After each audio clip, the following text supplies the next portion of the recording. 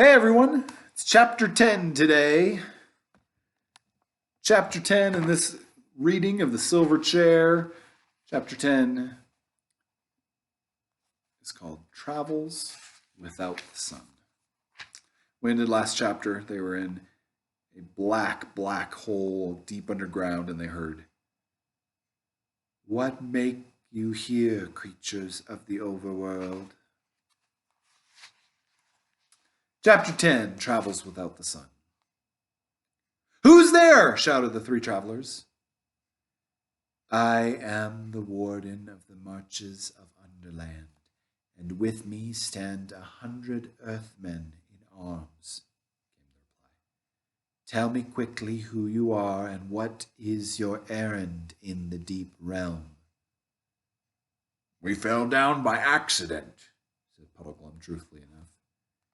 "Many fall down, and few return to the sunlit lands," said the voice. "Make ready now to come with me to the Queen of the Deep Realm." "What does she want with us?" asked Scrub cautiously. "I do not know," said the voice. "Her will is not to be questioned, but obeyed." And while he said these words, there was a noise like a soft explosion, and immediately a cold light gray with a little blue in it flooded the cavern, and all hope that the speaker had been boasting idly when he spoke of his 100 armed followers died at once. Jill found herself blinking and staring at the dense crowd. They were of all sizes, from little gnomes barely a foot high to stately figures taller than men, and all carried three-pronged spears in their hands, and all were dreadfully pale, and all stood as still as statues. Apart from that, they were all very different. Some had tails and others not. Some wore gray beards and others had very round, smooth faces, big as pumpkins. There were long, pointed noses and long, soft noses like small trunks and great blobby noses. Several had horns in the middle of their foreheads, but in one respect they were all alike. Every face in the whole 100 was as sad as a face could be. They were so sad that after the first glance, Jill almost forgot to be afraid of them. She felt she would like to cheer them up.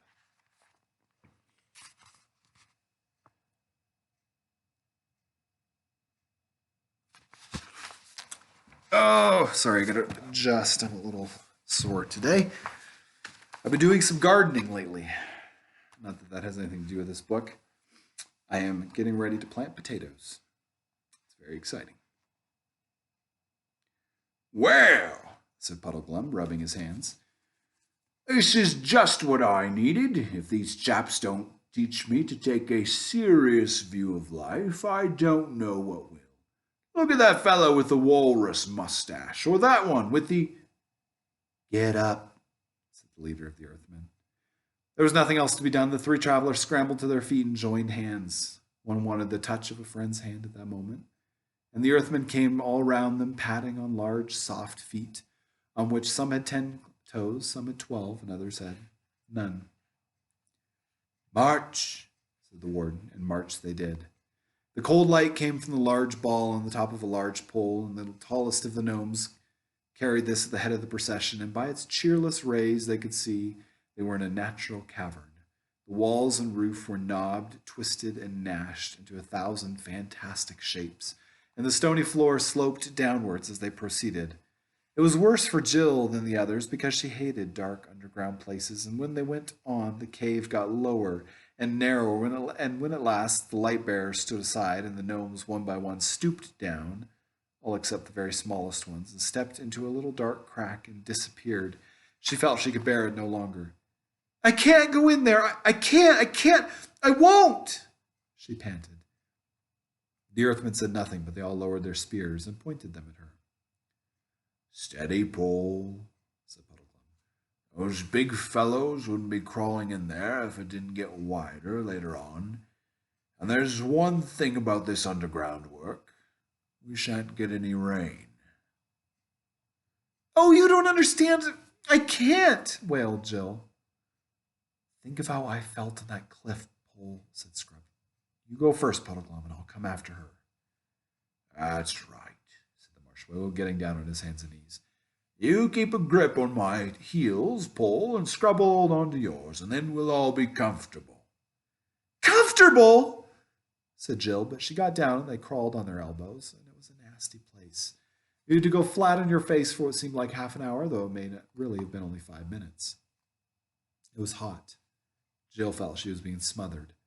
But at last a dim light showed ahead, and the tunnel grew wider and higher, and they came out, hot, dirty, and shaken, into a cave so large that it scarcely seemed like a cave at all. It was full of dim, drowsy radiance, so that there was no need of the Earthman's strange lantern. The floor was soft with some kind of moss, and out of this grew many strange shapes, branched and tall like trees, but flabby like mushrooms. They stood too far apart to make a forest. It was more like a path. The green, a greenish gray, seemed to have come from both them and from the moss, and it was not strong enough to reach the roof of the cave, which must have been a long way overhead. Across the mild, soft, sleepy place, they were now made to march. It was very sad, but with a kind of sort of sadness like soft music. And here they passed dozens of strange animals lying on the turf, either dead or asleep. Jill could not tell which. These were mostly of a dragonish or a bat-like sort. Puddleglum did not know what any of them were.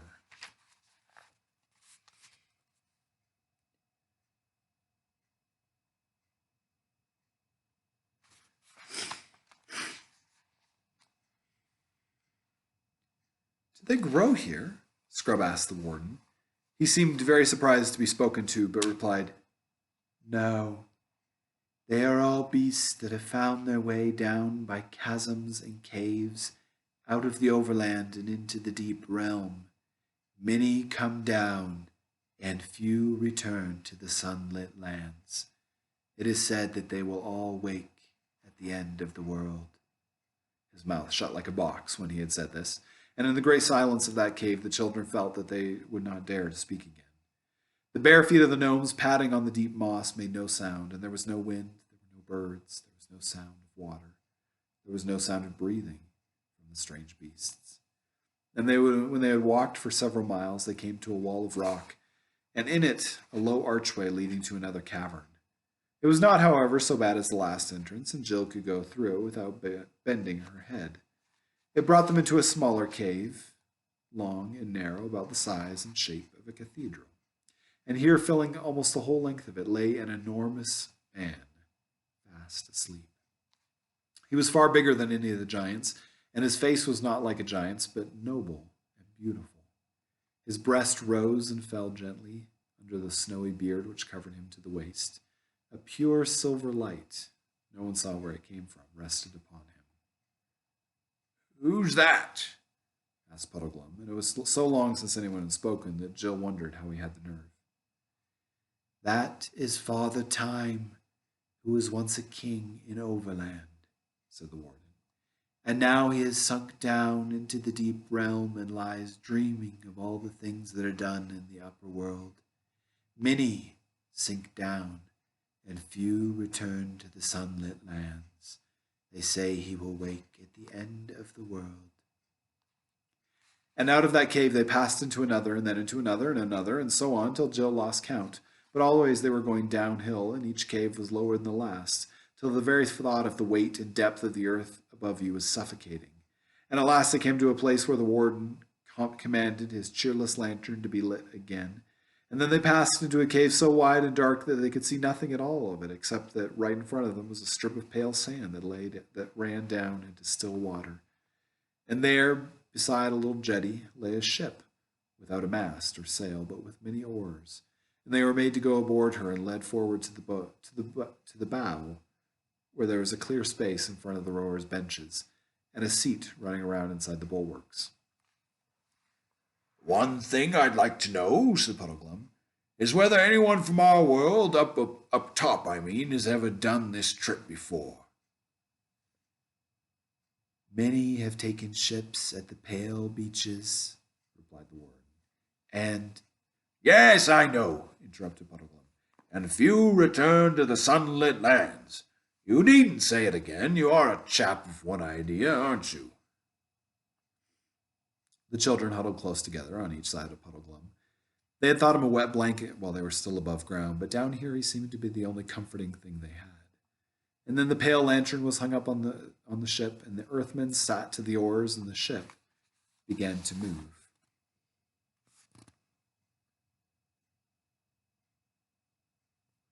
I want to go there. I want to go to an underground ship. The lantern cast its light only a very short way. Looking ahead, they could see nothing but smooth, dark water fading into absolute blackness. "Oh, whatever will become of us?" said Jill despairingly. "Oh, excuse me." "Now, don't let your spirits down, Paul," said the Marshwiggle. "There's one thing you've got to remember. We're back on the right lines. We were to go to the ruined city, and we are under it. We were to go under the ruined city, and we are under it. We're following the instructions again." Presently they were given food, flat, flabby cakes of some sort, which had hardly any taste. And after that they gradually fell asleep, but when they woke, everything was just about the same. The gnomes were still rowing, the ship was still gliding on, still dead blackness ahead. How often they woke and slept and ate and slept again, none of them could ever remember. And the worst thing about it was that you began to feel as if you had always lived in that ship, in that darkness, and to wonder whether the sun and blue skies and wind and birds had not only been a dream. They'd almost given up hoping or being afraid about anything, when at last they saw lights ahead, dreary lights like that of their own lantern. Then quite suddenly one of these lights came close, and they saw that they were passing another ship, and after that they met several ships. And then staring till their eyes hurt, they saw that some of the lights ahead were shining on what looked like wharfs, walls, towers, and moving crowds, but still there was hardly any noise. "By Jove," said Scrub, "a city!" And soon they all saw he was right. But it was a queer city.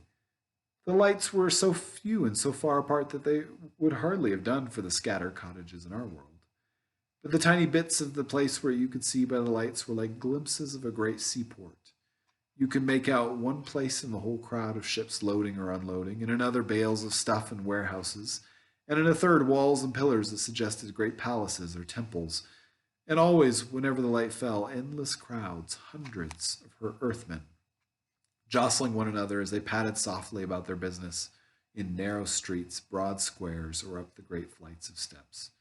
Their continued movement made a sort of soft, murmuring noise as the ship drew nearer and nearer. But there was not a song or a shout or a bell or a rattle of a wheel anywhere. The city was quiet and nearly as dark as the inside of an anthill. At last their ship was brought alongside the quay and made fast, and the three travelers were taken ashore and marched up into the city. Crowds of Earthmen no two like rubbed shoulders with them in the crowded streets, and the sad light fell on many sad, grotesque faces.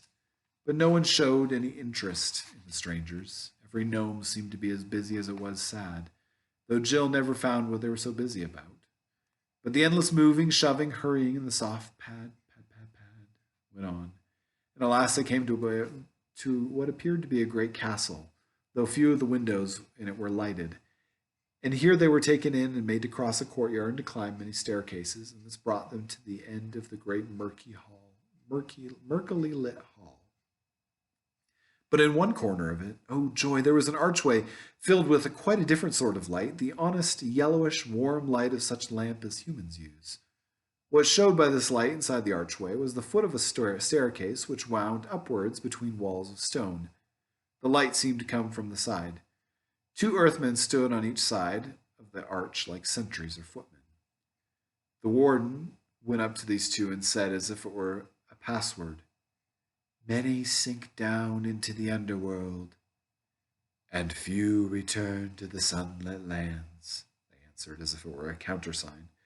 And all 3 put their heads together and talked, and at last one of the 2 gnomes in waiting said, "I tell you the Queen's grace is gone from hence on her great affair. We had best keep these top dwellers in strait prison till her homecoming. Few return to the sunlit lands."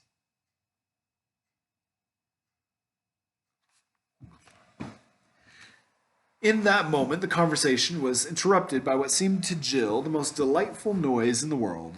It came from above, from the top of the staircase, and it was a clear, ringing, perfectly human voice, the voice of a young man.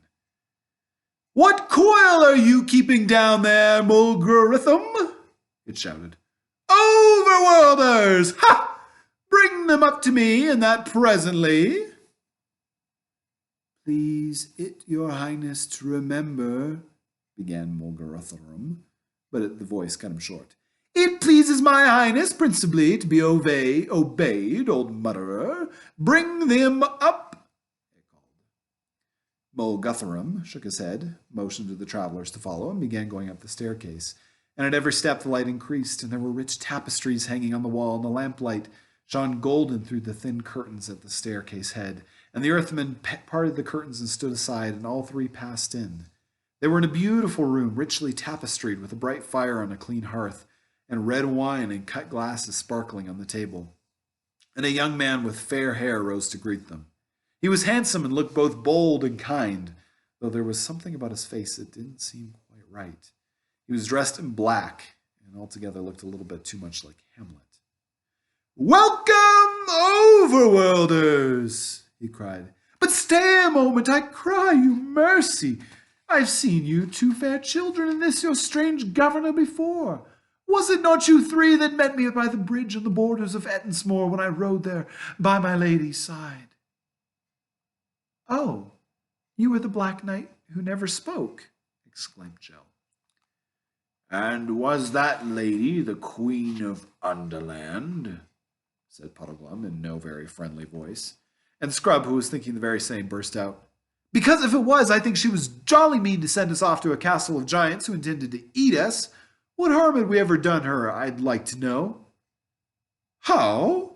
Said the Black Knight with a frown. If you were not so young a warrior boy, you and I must have fought to the death on this quarrel. I can hear no words against my lady's honor, but in this you may be assured.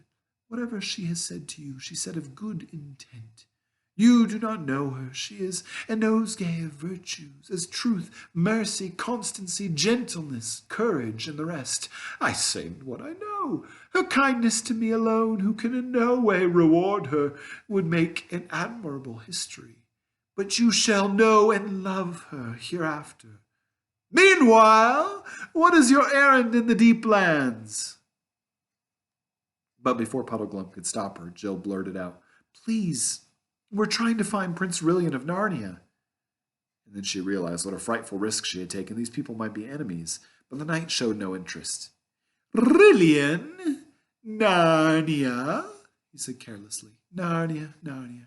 What land is this? I've never heard that name.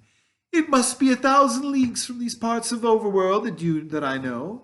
But it was a strange fantasy that brought you seeking this. How do you call him? Billion? Trillion? In my lady's realm? Indeed, to my certain knowledge, there is no such man here. And he laughed very loudly at this, and Jill thought to herself, I wonder what is wrong with his face. Is he a bit silly? We have been told to look for a message on the stones of the city ruinous, said Scrub, and we saw the words, under me. The knight laughed even more heartily than before. You were the more deceived, he said. Those words meant nothing to your purpose. Had you but asked my lady, she could have given you better counsel. For those words are all that is left of a longer script, which in ancient times, as she well remembers, expressed this verse. Though under earth and throneless now I be, yet while I lived all earth was under me. And from which it is plain that some great king of the ancient giants who lives buried there caused this boast to be cut in the stone through the breaking up of some stones and carrying away of others for new buildings, and the filling of the cuts with rubble has only left 2 words that can be still read. Is it not the merriest jest in the world that you should have thought they were written for you?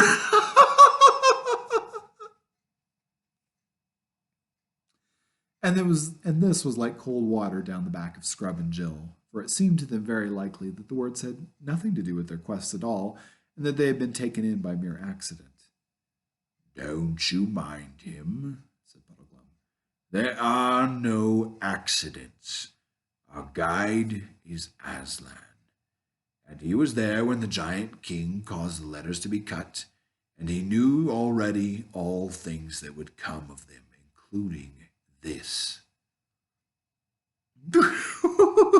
This guide of yours must be a long liver, friend, said the knight with another of his laughs. Jill began to find them just a little irritating. It seems to me, sir, answered Puddleglum, that this lady of yours must be a long liver too, if she remembers the verse as it was when they first cut it. Very shrewd, Frog-face, said the knight, clapping Puddleglum on the shoulder and laughing again. And you have hit on the truth. She is of a divine race and knows neither age nor death. I am the more thankful to her for all of her infinite bounty to such a poor mortal wretch as I. For you must know, sirs, that I am a man under the most strange afflictions, and none but the Queen's grace would have had patience with me. Patience, said I, but it goes far beyond that. She has promised me a great kingdom in Overland, and when I am king, her own most gracious hand in marriage. But the tale is too long for you here fasting and standing. Hey, some of you there, bring wine and updwellers' food for my guests. Please, you be seated, gentlemen. Little maiden, sit in this chair. You shall hear all of my story.